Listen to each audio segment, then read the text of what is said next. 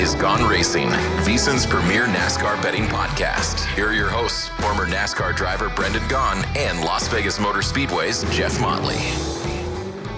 Welcome into Gone Racing. They already introduced us on the intro there. Jeff Motley alongside Brendan Gaughan, who's joining me live from Daytona Beach, Florida. He's down there for the Daytona 500, biggest race of the year. Welcome in, Brendan. Yeah, hanging out. Had to be here for qualifying last night. My mighty beard oil 62 Motley. Got to take care of the Beard family, and we got qualifying in. And everybody, we got to remind everybody all season long, we do this show before anybody else does their betting shows, their betting podcasts, their betting things. So that sometimes our odds are pretty early. Sometimes we don't get to see practices, and in this case, we didn't even get to see the lineup of the race, and we're doing the show. Right. Well, we never get to see the lineup. Well, I guess. Yeah, you usually don't get the lineup anyway, but we aren't going to see the duels, and that's kind of a big deal, I think, with Daytona. This show is being recorded before we do the duels. Brendan, before we get into talking about a little bit about last week and then get into the 500, tell everybody what you're doing with the Beard Oil team. You used to drive that car. You had some great runs at Daytona and Talladega in that car. You've had a number of other drivers. I know you got Austin Hill in it this year, but what are you doing with that team down there? I am the director of race operations for Beard Oil. Don't really know what that means. What it basically means is I try to help them get through tech. I try to help us get into the show. And we're in duel number 2 tonight, and we'll be talking a little bit about some of our numbers here, for my team and the others. But there's a couple numbers on this board that may not even be in the race. So you can take a super long shot. If your guy isn't even in the race, you're going to lose a unit on that one. Well, we're definitely wishing you guys well down there. Austin Hill, I know he's a guy that's got a lot of experience in some other series, not as much in the Cup Series, so hopefully he'll be able to get that car in the race. All right, last week you took a little jaunt over across the Mojave Desert to check out the Clash at the Coliseum. Martin Truex Jr., a guy that one of the two people on this show predicted to have a bad season, kind of got the W over there, but it is an exhibition race. What were your impressions of that race over there? Martin was 25-1 to win that race. Once again, another phenomenal race at the Coliseum, Jeff. They are putting on a great show out there with this car. It was 2 wide. They went 3 wide, Jeff. I heard people had said that it didn't show well on television. I heard some people say that. Live, that thing was phenomenal. They were 3 wide for laps, not just like 3 wide and wreck each other and get away. 3 wide for laps. Martin Truex wins it. Kyle Busch puts on the show of all shows, going from dead last with 17 laps to go all the way back to second to finish third. The RCR cars showed strength. Ryan Preece, he had a battery problem, or he was running away with this thing. A lot of fun that happened in that show last week, and it was this car, Jeff. I'm still a big fan of this car from NASCAR. Well, I think it's going to be great. We take a look at the top 10 from last week. You mentioned Truex Jr. winning at 25-1. We did not have any top 3 props on that race. Austin Dillon, Kyle Busch, Alex Bowman, Kyle Larson, the top 5. Reddick, you mentioned Preece, Ross Chastain picking up where he left off last year, Denny Hamlin, William Byron there in the top 10. And, when you look at the top 10, other than Ryan Preece out there, I don't think there's anybody that really surprises you that they're up there. But kind of like you said, what Kyle Busch did to rally from being spun out there by Joey Logano actually late in the race to get all the way back to third place was pretty remarkable. Well, and Bubba Wallace led 40 laps. Bubba looked great, and he got into a little Hasselhoff with him and Austin Dillon. Made some sparks there. Eric Almirola had a good race, led a bunch of laps. This was a lot of guys did well out there. It was a fun race to watch. So I'm excited for the season and the short track, that LA Coliseum race. I hope it stays as an exhibition for a long time. Well, we got the exhibition in the rearview mirror. Now we're going to the real stuff where the points happen. We got the Daytona 500 coming up this week. And then we're going to have the big West Coast swing coming up right after that. We'll be heading back over to the L.A. area to Fontana, California for the Pala Casino 400. And then, Brendan, it's right here in Las Vegas where we do our show, the Pennzoil 400, coming up on March 5th at Las Vegas Motor Speedway, followed by another West Coast race in Phoenix, March 12th, which is a great precursor going into the season finale that'll also be at Phoenix. And then we get back to another one of these super speedways. It's been redesigned a little over a year ago at Atlanta Motor Speedway. So definitely some diversity starting off this season. Well, and always remember Phoenix, that's where the championship round is held. So we look at that race as a huge test boost for the championship round at the end of the year. So we do look at that Phoenix race a little different than we look at some of the rest, because that's where the round counts at the very end. That's your final race. Well, now, as we start turning our attention to this weekend, the Daytona 500, I think the only thing in NASCAR that is more confusing than qualifying for the Daytona 500 is probably the format for the All-Star race that we get every year. So let's kind of talk a little bit about this qualifying format. Again, we're recording this show on Thursday morning. So Wednesday night, we already had the single car qualifying, which locked in the front row. Alex Bowman is going to start on the pole. Kyle Larson is going to start right beside of him.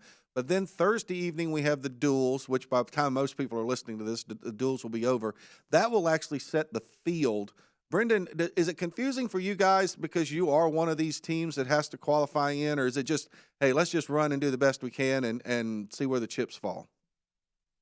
No, it's not as confusing as it looks. I mean, we do know what we have to do. We do know the things. And for the fans at home, basically, two guys locked themselves in on time. That was Jimmie Johnson and Travis Pastrana. They're the fastest two. No matter what they do in the duel, they're in. Then there's two more places left to make the Great American Race, and that is to the people in those duels. Now, Travis and Jimmy can make things go happen on time. There's a few little side things, but in the end, what you have to do is, we know that in my duel, Austin Hill has to beat Connor Daly in the 50 car, and in the other duel, Zane Smith has to beat Chandler Smith, no relation, in their duel. So you know what you got to do. You got to go out there and run it, and that's the main thing. The rest of it's just for where you're going to start. Everybody already knows they're in the race, so the pressure is just on those four teams now to make the Great American Race. And let me tell you something. I've been on, only once did we not do it. Noah Gragson, the one year, got wrecked, and that's the only year the Mighty Beard 62 didn't make the Daytona 500. And the nerves are on edge, man.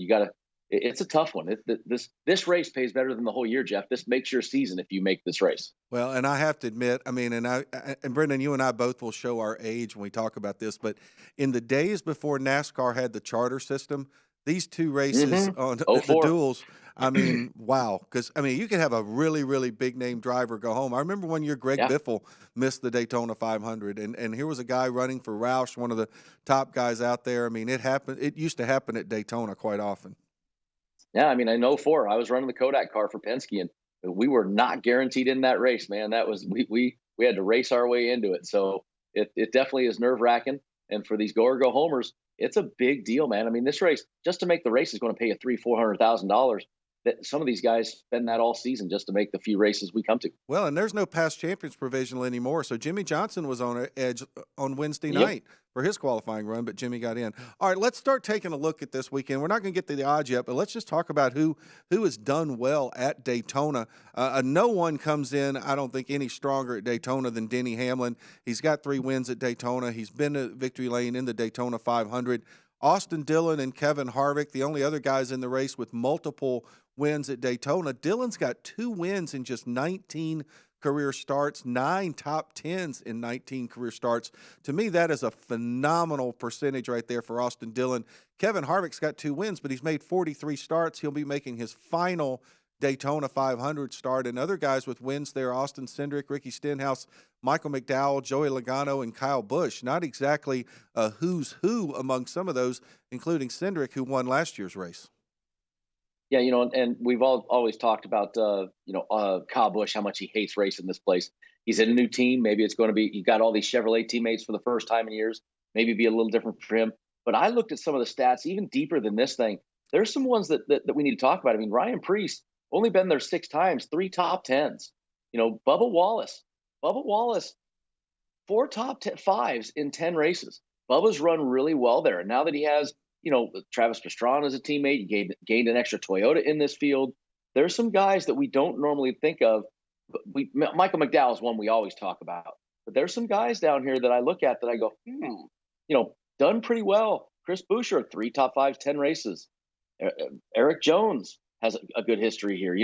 There's guys that don't normally. And Austin Cindric, last year's winner, you said right there, he's been here twice. Once he's got a win and 2 top 5s. So I mean, there's guys that this win can come from anywhere. Well, and another guy, a couple of the guys we really haven't mentioned here, Jimmie Johnson, and I mentioned his name a couple times, but not here among these past winners. Jimmie Johnson is going to be driving one of the Legacy Motor Club cars, and that's a good team. They've got better engines than they've ever had before. He's got Eric Jones and Noah Gragson. Eric has become a veteran driver. Noah's little bit more inexperienced. But Jimmy Johnson's a guy you got to believe is going to come out there and be strong. And the other guy we haven't really talked about, and I know we're kind of down on him, but when it gets to Daytona and Talladega, Brad Keselowski is usually a factor. Well, and Brad Keselowski is a factor. I mean, he hasn't done well lately, but Brad is one of those that, he's in that last wreck, let's say, right? He's always one of the guys that's in there mixing up till the end. Brad is a guy that we haven't talked about a lot, except for a place like this. Won the duel last year. You and I talked about that. I like Brad. I like a lot of these guys that we don't normally see, that we kind of poo-poo on earlier in the season.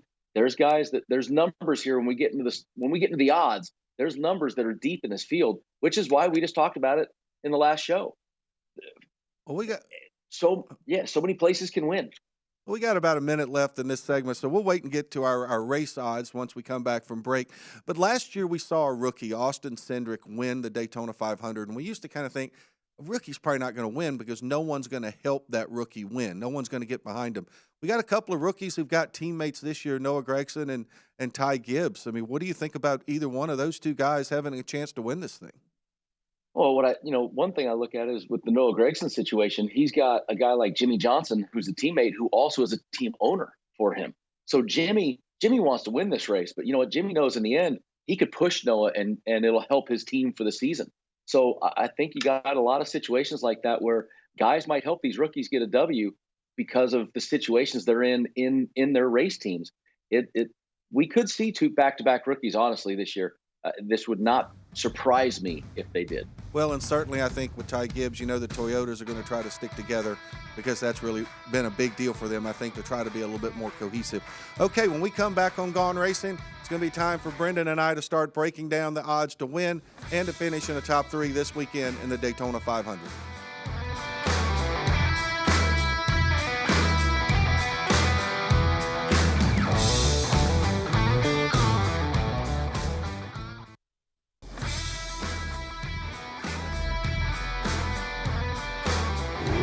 This is Gone Racing, VSiN's premier NASCAR betting podcast. Here are your hosts, former NASCAR driver Brendan Gaughan and Las Vegas Motor Speedway's Jeff Motley. Hello, everyone. It's kind of weird. We're so used, Brendan, to coming back and introducing ourselves, and now they got this fancy new intro where they introduce ourselves for ourselves. It's kind of weird. It's like it's all new. Redundant. It's redundant. We're professionals, as we always say. Remember, we're professionally unprofessional. Right, we are professionally unprofessional. By the way, any chance at Wyatt, you got those T-shirts printed up yet? Wyatt wasn't here last week. Isaiah was behind the glass, and we thought we needed T-shirts to say professionally unprofessional. That is our. I was really hoping you guys could get Isaiah to talk, but he said he was close. He said there's one statement you guys made, but he bit his tongue. I think he came really close to jumping in there, but sometimes I think he's in the witness protection program. He didn't want anybody to see him. So, all right, we're talking Daytona 500. I'm in the studio today. Brendan is joining us live from clearly a hotel room because he has a $15 piece of art behind his head, so I'm sure that is a hotel room somewhere. It's not even your RV. Fat Boy didn't bring the RV up for you down there to Daytona, or did you sell that thing? Listen, Fat Boy drives for X-Track now. He's not with me no more, but he does still get me. He gets me my parking pass. I still get babied. He still takes care of me. But no more. No fancy motorhome now. No fancy motorhome. Okay. Well, Jim France is probably happy because you're not knocking on his door at 2 a.m. or something like that. I think you guys had the two oldest RVs in the lot at one time, I think, didn't you? Didn't you and Jim France used to be beside of each other? Still do. Oh. Still do. My spot's empty. He doesn't want to fill it. My spot's empty next to him. He said he doesn't like anybody else. It's only saved for me. All right, very good. Okay, let's get into these odds to win the Daytona 500. One thing we don't see very often, we usually only see this at Daytona, Talladega, and now maybe we see it at Atlanta, where everyone is in the double digits. So Ryan Blaney, Kyle Larson, Denny Hamlin, and Chase Elliott all are coming in at 12-1. Kyle Busch, Joey Logano at 14. William Byron and Ross Chastain at 16. Bubba Wallace, Brad Keselowski, 18. Tyler Reddick and Austin Cindric at 20-1. Big group at 25. Kevin Harvick, Christopher Bell, Austin Dillon, and your pole sitter, Alex Bowman. Then Ryan Preece, Ricky Stenhouse Jr., last week's winner at the Clash, Martin Truex Jr., and Eric Jones coming in at 30-1. Brendan, gotta love these big numbers. Now, you could bet a lot of guys, and if somebody comes through, you can win some money. Look, we talked about it a bunch. I mean, there's a former winner in Austin Dillon right there, 25-1. last year's and reigning Daytona 500 champion, Austin Cindric, 20-1. Brad Keselowski, the aforementioned, sitting out there at 18-1. Bubba Wallace, who's been so strong every race here, sitting there at 18-1. There are some great numbers just on this first page with great drivers. And Kevin Harvick. Remember, Kevin Harvick used to be the man at Daytona and Talladega, and he's sitting out there at 20-1 in his last year. Motions are going to run high. He's going to want to go win this thing. Yeah, and I look at a guy, Kyle Larson, he's never won this race. Kyle Busch, and look, he made a joke yesterday when he walked into the media room. I guess there was a sign up that NASCAR is now an official sponsor of the Florida Powerball lottery. And he said, I should buy lottery tickets because I have a better chance of winning the Florida Powerball than I do winning the Daytona 500. But I will tell you, I think that with the Richard Childress engine, which history shows has been incredibly strong at these type tracks at Daytona, and what else is left on Kyle Busch's resume? He's won everything else. He's won in his hometown, which was important to him. He's won 2 NASCAR championships. He's won an all-star race. He's won a lot of these big events, but he hasn't won the Daytona 500. And even though I think he kind of maybe goes in with a little bit of a negative attitude, I do believe there is some resolve in Kyle Busch who says, I really need to win a Daytona 500. I mean, this could be the year. A little bit. You said a little bit. Yeah, well, okay. That's like saying I had a bad attitude going into Richmond. Okay, that's Jeff Ease. I'm speaking Jeff Ease. Yeah, I mean, Kyle hates these places, but I think the biggest difference is this is the first time he's going to have that many teammates, right? He's going to have all them Chevys. He's going to have all those guys trying to get together. So I think that if there's a time to turn the page for Kyle Busch, this is it. But I still don't like his just lack of really enjoying this place, especially when we get to the second page and there's so many guys here that are hungry and that do enjoy racing it. Yeah, but I think, Kyle has kind of learned the patient side of it too. And I think he learned some of that. I know it's funny that Kyle would ever want to admit he learned something from Denny, but when it comes to these type tracks, I mean, Denny Hamlin's a guy we really haven't really talked about very much, but I'm not so sure that there's anybody that you'd feel better about going into a place like Daytona than Denny Hamlin. And there's another guy. I mean, obviously he's one of the favorites, but he still has double-digit numbers. Yeah, I mean, Denny's, he was his teammate all those years, and he didn't take much from him then. So I don't know. I'm not ready to jump on. I'm on the Kyle Busch bandwagon next week and for the rest of the weeks, but not this one. All right, well, let's look over at our page 2 here. We've still got some more guys at 30-1. Daniel Suarez, who, by the way, a little bit of news. Daniel Suarez just announced this week that he signed long-term to stay at Trackhouse Racing. Actually, I think Alex Bowman also signed a deal this week to continue on at Hendrick Motorsports for a few more years. But anyway, Daniel Suarez, Chris Buescher, Chase Briscoe, all at 30-1. Michael McDowell, former Daytona 500 winner, there at 35-1. Then the rookie Ty Gibbs at 40-1, along with Justin Haley, Jimmy Johnson, Eric Almirola, and A.J. Allmendinger. Noah Gragson is 50-1. Harrison Burton and your guy Austin Hill coming in at 70-1. And then we get into the triple-digit numbers, which we could see a triple-digit guy. You just never know. Zane Smith, Todd Gilliland, Corey LaJoie, who is a guy who might be worth looking at 100-1. Travis Pastrana, who's going to make his first ever Daytona 500 start, is also 100-1. And Chandler Smith, who, as the time we're recording this, still has to work his way into the race. Ty Dillon, 150, and then Cody Ware and B.J. McLeod coming in at 500-1. Listen, that Corey LaJoie bet, that thing really, really could happen. I do like the Corey LaJoie. He is so strong here at the end of these races. He's always there at the end. He knows how to get there. Jimmy Johnson, 40-1. The Dinger, 40-1. You got guys like, look, Austin Hill. He's right now he's the reigning Daytona Xfinity Series winner from this race last year. So he's got it. Noah Gragson won on these places before. You got these kids that are super hungry, a lot of teammates, a lot of backing behind them. I really like a lot of these 50, 60, 70-1 numbers. And, we talked about in-game betting, on the last show. If you run the Daytona 500 with the in-game betting, these are numbers you got to watch for, because as the wreck happens, these things are going to go and move fast. So jump on them if you think the big wreck's coming, take a bunch of these big numbers and they get through that wreck and they're going to go down to them teens. And there's a way to hedge with the in-game, and the Daytona 500 is one of our few races that does in-game. Well, and I think we saw that at the second race last year. B.J. McLeod, I think, ended up getting a top 10 when you talk about the in-game betting. So, I mean, you just never know with situations like that. I love what you talked about with Corey LaJoie.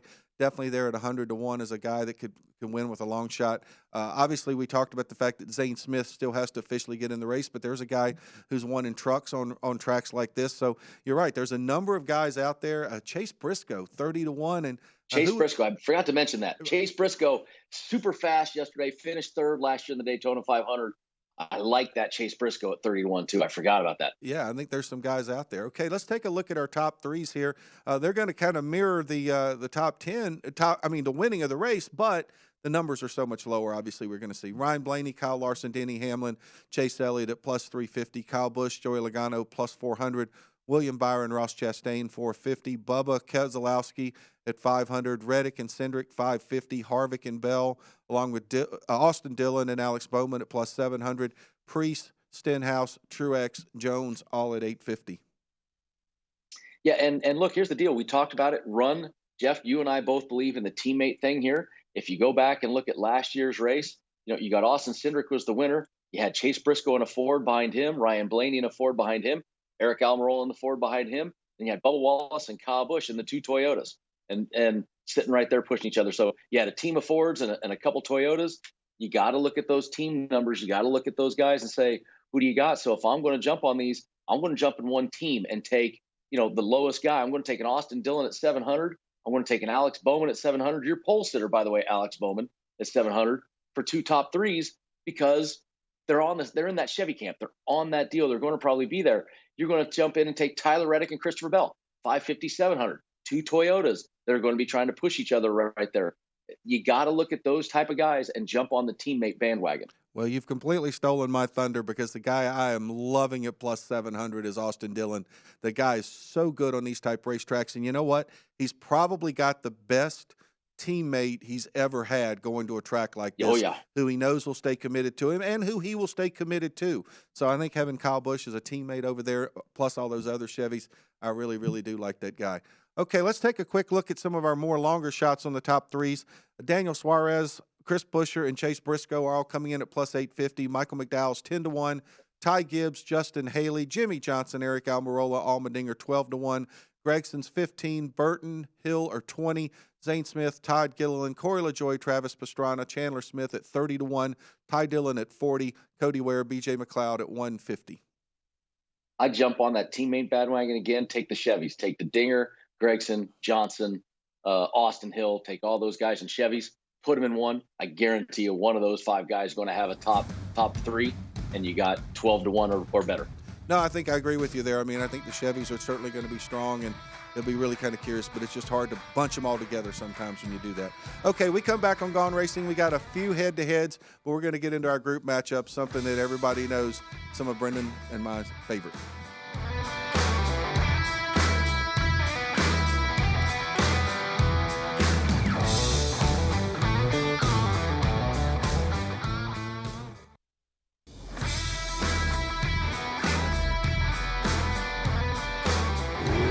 This is Gone Racin, VSiN's premier NASCAR betting podcast. Here are your hosts, former NASCAR driver Brendan Gaughan and Las Vegas Motor Speedway's Jeff Motley. Want to rewatch any part of today's show or any past show? Check out the Gone Racing podcast. It's free and available now at VSiN.com/podcast or wherever you get your podcast.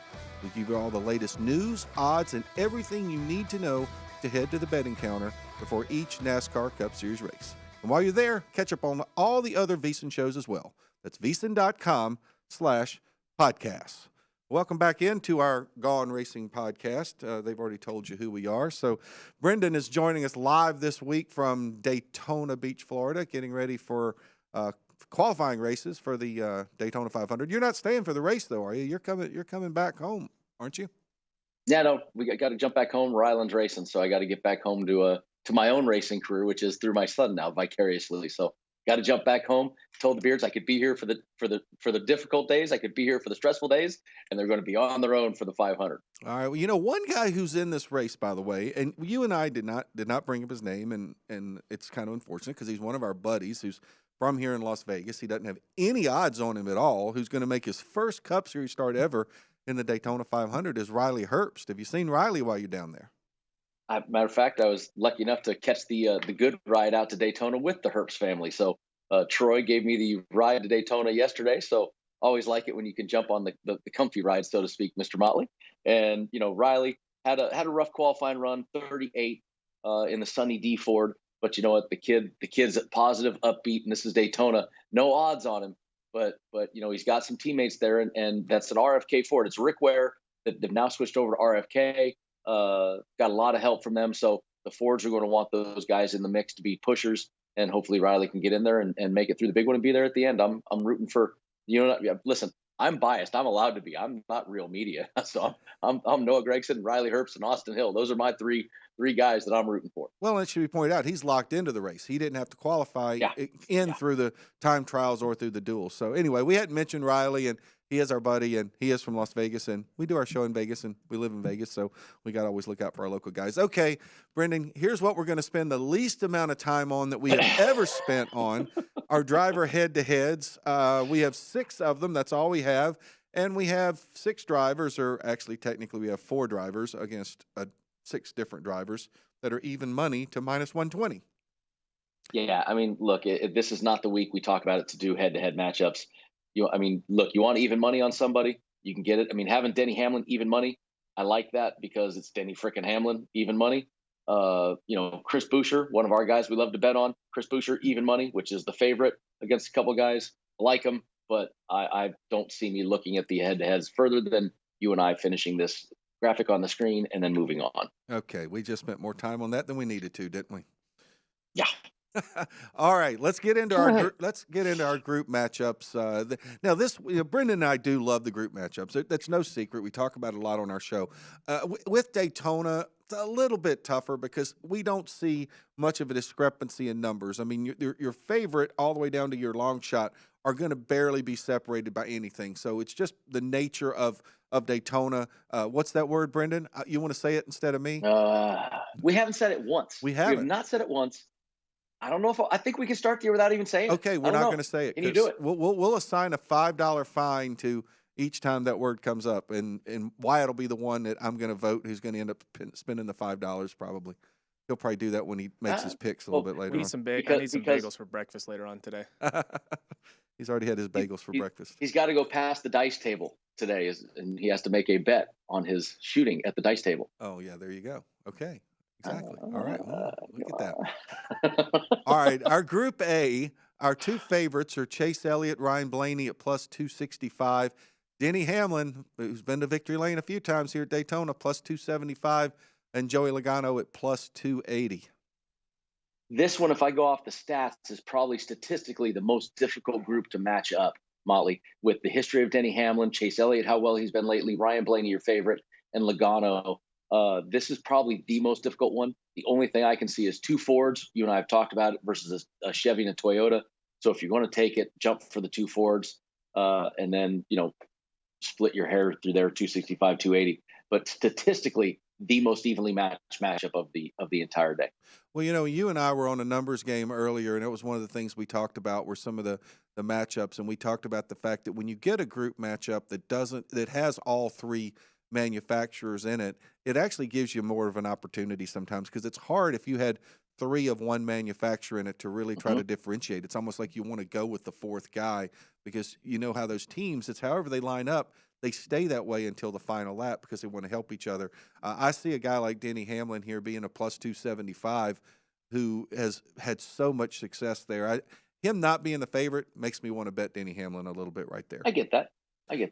All right, our Group B, we've got last year's the breakout driver, Ross Chastain at plus 265, William Byron plus 270, Kyle Larson, who'll be starting on the front row at plus 275, along with Bubba Wallace, who he's had a second-place finish in the Daytona 500, who seems to really, really thrive on these type racetracks. Yeah, and going through the stats, I'm looking at Kyle Larson right there, super fast right now. So that was, your outside pulser, those guys super duper fast. Kyle's stats, though, at these places, 9 races, 3 top 10s at Daytona. You go all the way through the restrictor plates. Kyle Larson, not one of these guys that really, I'm going to say, embraces. I think that Kyle's one of those guys we talk about, loves to drive. and these are not places that he really embraces a ton. So I see the two teammates with Byron Larson, once again off the same theory, but Ross Chastain is the guy that in the Chevy group is probably going to be the most aggressive. Bubba Wallace, though, standalone, how good he runs, he's the dog. I'm going to go top or tail on this one. Ross Chastain or Bubba Wallace, I like those two outsiders in that one, even though I talk about the teammate thing. Well, I kind of feel you there. I mean, I'm with you. Bubba would certainly be a guy who give a great look to. Before we move on to Group C and D, I want to ask you a question, Brendan. Bubba Wallace and Tyler Reddick are now teammates at 2311 Racing. We know our buddy Kurt Busch is going to be on the radio. He's going to be, who knows where all he's going to be, but he is going to be in both of those drivers' ears. He's almost becoming like a driver coach for those guys.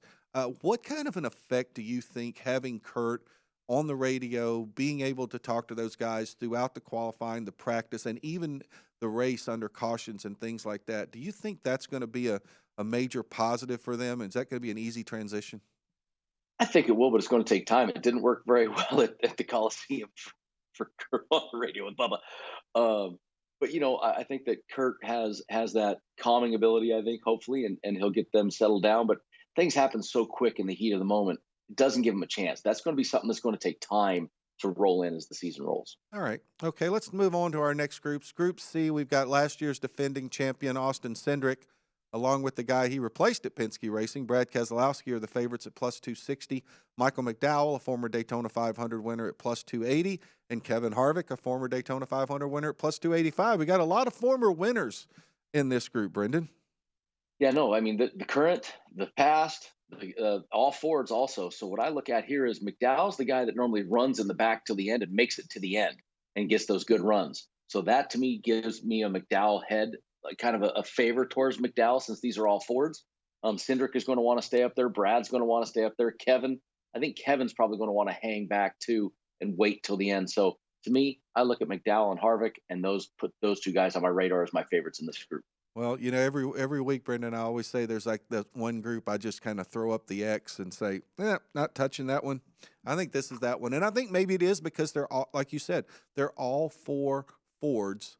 And, you know, Cindric, he pulled it out right at the end last year. And like you said, McDowell and Harvick, there's two guys that are going to hang back. But my guess is when there's 10 to go, you're going to see both of them up there running toward the front. So I think that's a tough one to pick.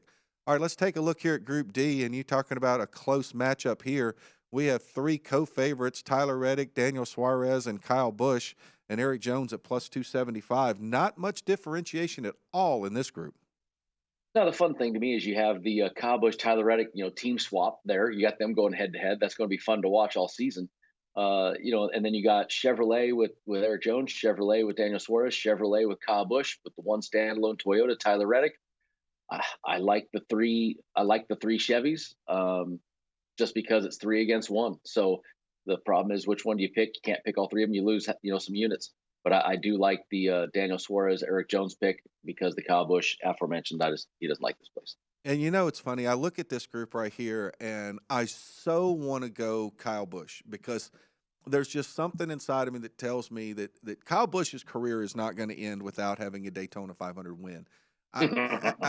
Well, I know. Look, you chuckle. I know, and hey, you might be right on that. But there's, like I said, there's a part of me that wants to take Kyle Busch here. But to me, the guy in this group who embraces this kind of racing more than anybody else is Eric Jones. Eric Jones seems to thrive on these type racetracks, and I think we've seen that with him over the years. So I just think he's a guy that you're definitely going to have to take a hard look at. I agree. All right, we come back on Gone Racing. We've got 2 more groups to go. We'll give you our picks for this week's Daytona 500, and we're also going to roll the clock back about a week, and we'll tell you a little bit about what our predictions were for the entire season. We'll be right back on Gone Racing in just a couple minutes.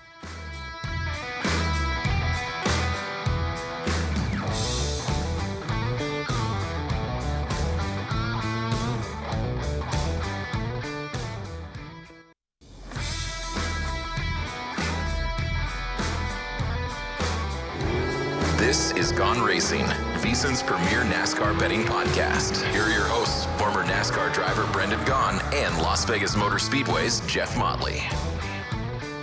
Welcome back into our final segment of Gone Racing. Brendan is joining us live from Daytona Beach, Florida. He is down there for qualifying for the Daytona 500. He's got a car in the race. Austin Hill driving the Beard Motorsports Chevrolet, which Brendan drove a number of times at Daytona and Talladega. So we're wishing them well down there. But Brendan, we're moving into, we get to the end of our group matchups here. We're in the Group E now. Chase Briscoe is the favorite at plus 265. Ryan Preece, Eric Almirola plus 270, and Christopher Bell at plus 280. Yeah, and this is another one of those that I can look at and say, okay, Chase Briscoe out of the Stewart-Haas camp, Ryan Preece out of the Stewart-Haas camp, and Eric Almirola out of the Stewart-Haas camp. We got 3 teammates, and then the lone Toyota of Seabell. The problem we always have with the Toyotas just, there's not many of them, right? So I'm big high on that Chase Briscoe pick right there, though. I do like it, but Preece is strong here. He just hasn't been, in the Cup Series in a while. But I like that Chase Briscoe. Something screams Chase Briscoe to me. Yeah, I'm with you there. I kind of like Chase Briscoe there. I mean, I was impressed with what Ryan Preece did at the Coliseum, but it's a big difference going from a quarter mile to that 2.5 mile track. That's kind of hard to compare those two. Eric Almirola, he's got a win at Daytona. I think he won the July race here several years ago. And Christopher Bell, a guy that was in the Final Four last year when we got to Phoenix. So he certainly came on strong toward the end of last year. But I'm with you. I like Chase Briscoe in that group. All right, our final group, Chris Buescher, our old buddy, has fallen back into Group F, along with our pole sitter Alex Bowman, along with Austin Dillon. They're all plus 270. Ricky Stenhouse Jr., a former winner here at plus 275. Boy, I tell you, this is the strongest Group F that I think I've ever seen.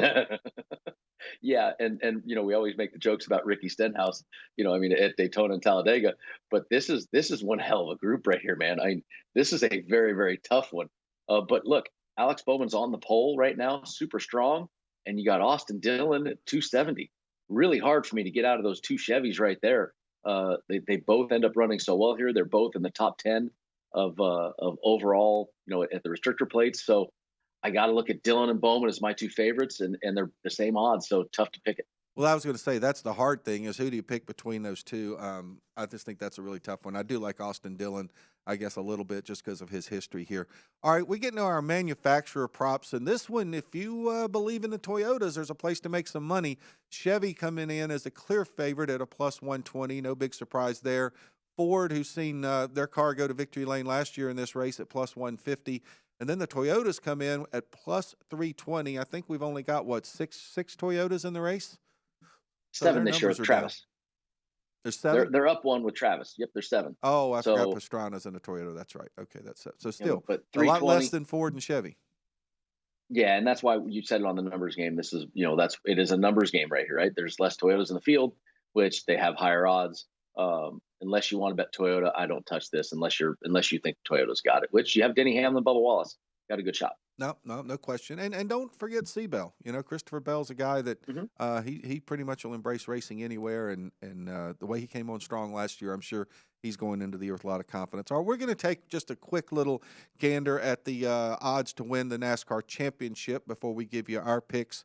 Nothing really has changed that much since our podcast we did before the Clash and our preseason kickoff podcast there. But Chase Elliott is still the favorite at plus 550. Kyle Larson is a plus 600. Denny Hamlin is a plus 800. Everyone else goes into double digits. Blaney is 10-1. Truex and Logano 11. William Byron, Ross Chastain, Kyle Busch, Christopher Bell all at 12. Reddick is 15. Harvick is 18. Bowman 30. Briscoe 40 along with Bubba Wallace. Suarez and Cindric are 50. Keselowski 60. Gregson and Ty Gibbs is 100. And the one thing we do know, Brendan, is if one of these guys that's on the right-hand column wins this race, he's pretty much, not officially, but pretty much locked into the playoffs. You're going to see his odds plummet. Yeah, we always talk about it, right? This is your futures. This is NASCAR futures. If you want to take your flyer right now, you take it before the Daytona 500. Only one guy's number will change, just the winner. If the winner happens to be Chase Elliott, not going to do a whole lot. Kyle Larson, not going to do a whole lot. But if it happens to be Chase Briscoe, Alex Bowman, those numbers are going to drop drastically. So if you think one of those guys are going to win, take your future bet, put it now. Otherwise, only one guy's number will change after this race. And if you hit that guy, congratulations. No, you're exactly right. Okay, it's the moment we've all been waiting for. And actually, Brendan, I don't really know what you and I are in for, but Wyatt, I think, has something up his sleeve as we get into making our picks, since the pit crew Oh my gosh. Oh. Are you kidding me? Are you kidding me? Oh. That's right. Champs right here. The champs. Oh, if anyone could, I feel bad for those who are only listening to this podcast. The airbrushing of muscles on Wyatt and Isaiah is remarkable. And Karina looks like Gina Carano in this picture. So, this is great work by Michelle, our graphic designer. They deserve it, right? They kicked our butt last year. We got to give it to them. Way to go to the pit crew. Nicely done. Brendan, if you and I win, either one of us win this year, next year's graphic should be us standing on their faces. What do you think? I think it's time for us to give the picks. We'll have to get our own graphic. We need to get that graphic out of my head. Yeah, exactly. I need that graphic out of my head. Yeah, I'm with you. Can we get to something else? I was dead last, so I think you go I got first. my butt kicked last year. Yep. I'm going first. And here's what I got. I'm going to Jeff, it's bold, it's brave, but I'm going to start off. I had other picks and then I crossed them out. I'm going to go all top threes, and I'm going to stick with the one manufacturer thing because they're all above 5 units. So I'm going for it. I'm going Austin Dillon at plus 700, Alex Bowman at plus 700, Jimmy Johnson at 12-1, the Dinger at 12-1, and Noah Gragson 12-1. I'm going for those. I'm going to say that the Chevys are going to be running near the end, and one of those guys is going to be in the top 3. If I get 2 of them, even better. But at least one of them will be in the top 3. Well, you're right. If you get 2 of them, you're going to take the lead in a big way going into the season. So, taking a risk. I was second. Bold. I'm probably a little bit more all over the place than you are. I am going to take a race winner, Brendan, because I don't know why I have this positive feeling. 40-1 on a 7-time NASCAR champion. Give me Jimmy Johnson, 40-1. I'm going to take that one. You and I are in total agreement on Austin Dillon with the top 3, so I'm going to also take that one. Austin Dillon plus 700 for a top 3. And then my other 3 picks, I'm going into the groups. I'm taking Denny Hamlin in Group A at plus 275. Taking Bubba Wallace, another plus 275 in Group B. And the one I'm a little surprised you didn't take, Brendan, because you and I have really talked him up. Group E, Chase Briscoe plus 265. I really like that. I had it written. I had it right here, and I went with the top 3 thing. I had it. All good. All right, for the defending champs, we're gonna go with the modern GOAT, Jimmy Johnson, top 3, 12-1. Go with Chris Buescher over Ryan Preece at even money.